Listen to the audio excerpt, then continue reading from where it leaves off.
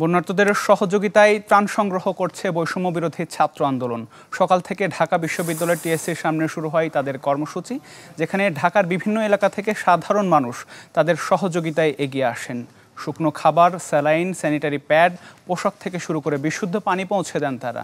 উদ্ধার কার্যক্রম পরিচালনার জন্য অনেকেই দিয়েছেন লাইফ জ্যাকেট সহ প্রয়োজনীয় সামগ্রী।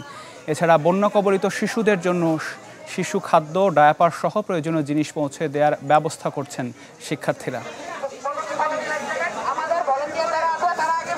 গণত্রাণ কর্মসূচির আয়োজন করেছি, যেখানে ঢাকা এবং আশেপাশে যারাই আছেন তারা তাদের বিভিন্ন জিনিস দিয়ে সাধ্যমতো আমাদের সাহায্য করার চেষ্টা করছেন। যারা আমাদের রেস্কিউ টিম গেছে বা সাহায্য নিয়ে গেছে তারা মোটামুটি সকালের দিকে পৌঁছাচ্ছে। ফেনী আর কুমিল্লার সাথে সাথে খাগড়াছড়ি, বান্দরবানের দিকেও যেহেতু নজর দিতে হচ্ছে, আমাদের এই স্লটটা হয়তো ওই এরিয়াতেই যাবে। তারা তো অনেক বিপদগ্রস্ত। আসলে আমরা যদি না দাঁড়াই তাহলে আমাদের ভিতরে কোন ধরনের আমরা মনুষ্যত্বহীন হয়ে যাবো। মানুষ অনেক কষ্ট করতেছে, এগুলো দেখে মূলত আসলেই আমরা থাকতে পারিনি, রাতে ঘুমাইতে পারিনি, খুব কষ্ট হচ্ছিল।